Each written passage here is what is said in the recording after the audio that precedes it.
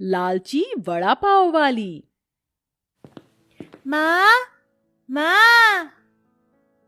अरे अरे सोहन बेटा, पीछे रहे, मैं वड़ा पाव की चटनी बना रही हूँ, कहीं गिर ना जाए। माँ, मुझे भी पड़ोस वाली आंटी के बच्चों की तरह अच्छे अच्छे खिलौने चाहिए। खिलौने? अभी कुछ दिनों पहले ही तो मैंने तुझे नई बॉल दिलाई थी। वो बॉल बहुत बुरी है माँ, मुझे भी राज की तरह महंगी गाड़ी चाहिए। देख बेटा, राज बहुत अमीर है, हम अमीर नहीं हैं। मैं कुछ नहीं जानता, मुझे चाहिए तो बस चाहिए। अच्छा, कुछ दिनों का इंतजार कर ले, मैं लाने की कोशिश करूंगी। रेखा ने ऐसे बोलकर अपने बच्चे का मन बहला दिया। कुछ देर बाद उसकी चटनी तैयार हो गई और वो वड़ा पाव बेचने बाजार में अपना ठेला लेकर आ गई। वड़ा पाव ले लो, वड़ा पाव गर्मा गर्म, खट्टी मीठी चटपटी और नारियल की चटनी के साथ वड़ा पाव। अरे रेखा जी, मुझे एक वड़ा पाव दीजिए। देती हूँ। बहुत ही स्वादिष्ट है भाई, इसमें थोड़ी सी मीठी चटनी डालिए ना। अभी डालती हूँ। रेखा ने चटनी डाल दी। उस आदमी ने वड़ा पाव खाया और वो 20 रुपए देकर वहां से जाने लगा। अरे सुनिए, ये आप क्या देकर जा रहे हैं? वड़ा पाव के पैसे। अब वड़ा पाव 20 का नहीं 40 का है। है क्या? 40 रुपए? लेकिन रेखा जी, मैं तो अभी कुछ दिनों पहले ही वड़ा पाव खाकर गया था, तब तो 20 रुपए का ही था। जब 20 रुपए का था, लेकिन अब पैसे बढ़ गए हैं, जल्दी मेरे पैसे दीजिए। उस आदमी ने मुंह सा बनाकर पैसे दिए और वो वहां से चला गया। पूरी दुनिया पैसा बनाने पर है, महंगाई कितनी बढ़ गई है। ऐसे में अगर मुझे भी अमीर बनना है तो मुझे जमाने के साथ साथ ही चलना होगा। अब से मैं वड़ा पाव 40 का ही बेचूंगी, तभी कुछ बात बनेगी। रेखा के मन में अमीर बनने के लिए लालच जाग रहा था। उसने अपना वड़ा पाव के रेट दोगुने कर दिए थे, लेकिन जिन लोगों को उसका वड़ा पाव पसंद था वो अभी भी उसी से वड़ा पाव खरीद कर खाते थे। बहन, अगर 2 दिन तुम्हारे हाथ का वड़ा पाव नारियल की चटनी के साथ ना मिले तो मैं तो चिड़चिड़ी हो जाती हूँ। लाओ, एक बढ़िया सा वड़ा पाव लगाओ, अभी लो। इसी तरह से रेखा की दुकानदारी चल रही थी। वो अच्छी किस्म का माल लगाकर सफाई से वड़ा पाव बनाकर बेचती थी, जिसकी वजह से उसके ग्राहक लगभग बंधे हुए थे। एक दिन रेखा वड़ा पाव बेचने के बाद अपने घर लौट रही थी कि रास्ते में उसे एक बड़ा रेस्टोरेंट दिखाई दिया। कितना बड़ा रेस्टोरेंट है, इसे चलाने वाला भी कितना ज्यादा और अमीर होगा ना।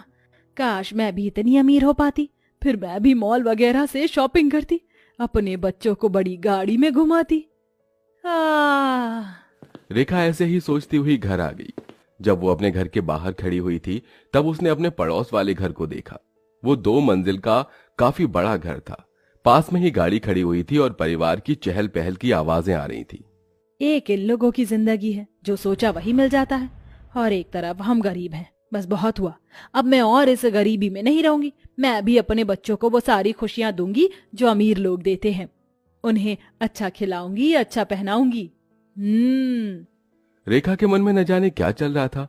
यही सब कुछ सोचते हुए वो अपने घर के अंदर आई, जहां उसका पति और बच्चे उसका इंतजार कर रहे थे। अरे रेखा, आज आने में देर हो गई। लेकिन कमाई क्या हुई, वही 100 या 200 की बचत। ऐसा मत कहो रेखा, 100 या 200 में भी हमारा गुजारा हो रहा है, तो और क्या चाहिए। बस 2 वक्त की रोटी ही मिल रही है। आपकी मजदूरी भी इतनी कम है और मेरी भी कोई खास बचत नहीं हो पाती है। बच्चे बड़े हो रहे हैं, ये ख्वाहिशें करते हैं।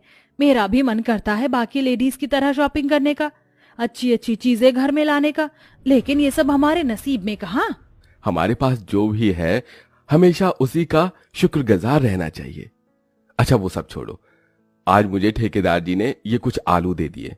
बोल रहे थे कि उनके किसी काम के नहीं है, एक नजर इन्हें देख लो। रेखा ने आलू चेक किए। सभी आलू सड़े गले थे और बहुत में कीड़े भी पड़ रहे थे। अरे कितने गंदे आलू हैं, मालिक को क्या मैं कोई भिखारी या पागल लगता हूँ? अरे फेंको इन्हें। 1 मिनट रुक जाइए मोहन जी, ये आलू मत फेंकिए।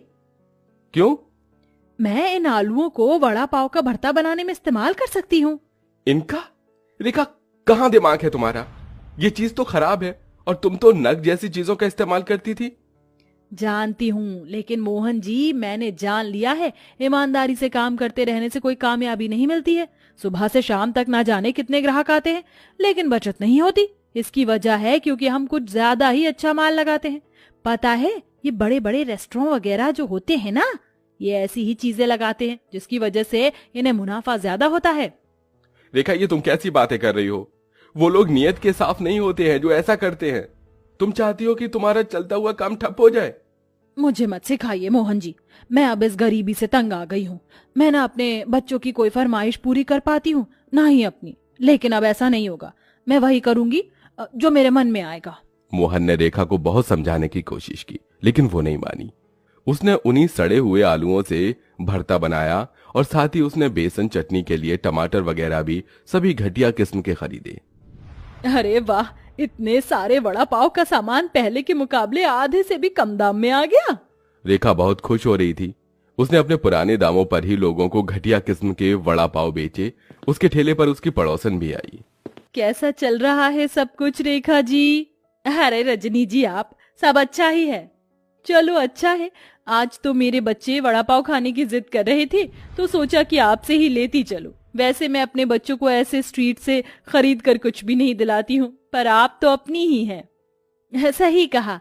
वैसे आप कहाँ से लौट रही हैं क्या? हाँ, वो मैं ना आज शॉपिंग पर निकली थी, मेरे पति भी साथ थे। जानती हैं रेखा जी, उन्होंने मुझे एक सोने का हार दिलवाया और साथ में डायमंड रिंग भी। आज तो मैं बहुत खुश हूँ। अच्छा, इसे तो मैं बहुत ही बेकार वड़ा पाव बनाकर दूंगी। ये लीजिए आपके 2 वड़ा पाव। थैंक्स। रजनी रेखा को जलाती हुई चली गई, लेकिन आज रेखा का मूड ज्यादा खराब नहीं हुआ था, क्योंकि मिलावटी करने के बाद उसे पूरे दिन का मुनाफा मिल चुका था। एक दिन मैं इस रजनी को पीछे छोड़ दूंगी। रेखा पूरा दिन वड़ा पाव बेचकर घर लौट आई। आज उसे बहुत ही अच्छी बचत हुई थी, तो उन सभी ने आज अच्छा खाना खाया। अरे वाह, थोड़ा सा दिमाग चला लेने से आज कितना अच्छा खाना मिल रहा है। रेखा, लेकिन भूलना मत कि लालच बुरी बला है। हाँ हाँ, ये सब बस कहानियों में होता है, असल जिंदगी में तो लालच ही कामयाबी दिलाता है। रेखा मोहन की मानने को तैयार ही नहीं थी। ऐसे ही मिलावटी सामान जैसे घटिया तेल, पई वाला बेसन, गले हुए टमाटर की चटनी और बेकार आलू लगाते हुए रेखा को 1 हफ्ता होने को आया था। इस 1 हफ्ते में ही उसने अपने बच्चों को अच्छे कपड़े, खिलौने वगैरह सब दिलवा दिए थे। बहन, पहले तुम्हारे वड़ा पाव में जो स्वाद आता था अब वो नहीं आता है। बनाने भूल गई हो क्या? मेरे हाथों का स्वाद तो आज भी वही है। लगता है खाने वालों की जबान में कमी हो गई है। तुम तो पूरी ही बदल गई हो। ये लो बहन तुम्हारे पैसे। रेखा की आदत भी खराब हो चुकी थी। वो अपने ग्राहकों से अच्छे से पेश नहीं आती थी और ऐसे ही चलते हुए अब लगभग 1 महीना होने को आया था। जो लोग रोजाना उसका वड़ा पाव खाते थे, अब वो बीमार पड़ने लगे। ये अचानक से ही मेरा पेट कैसे खराब हो गया?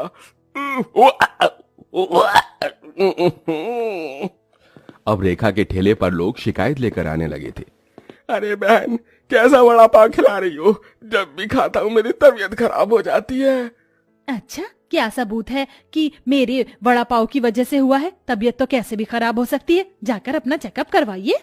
रेखा अपने ग्राहकों को इसी तरह टेढ़ा जवाब देकर भगा देती थी, जिसकी वजह से अब उसकी बिक्री बहुत कम हो गई थी। लोग उसके वड़ा पाव खाने ही नहीं आते थे। अरे यार देख वड़ा पाव, चल खरीदते हैं। नहीं, यहाँ से मत लेना। जानती है मेरी दादी माँ बता रही थी ये कोई खतरनाक चीज की मिलावट करती है। इसके यहाँ के वड़ा पाव खाकर सभी की तबीयत खराब हो जाती है। क्या सच? तब तो चल हम कहीं और से लेकर कुछ खाएंगे।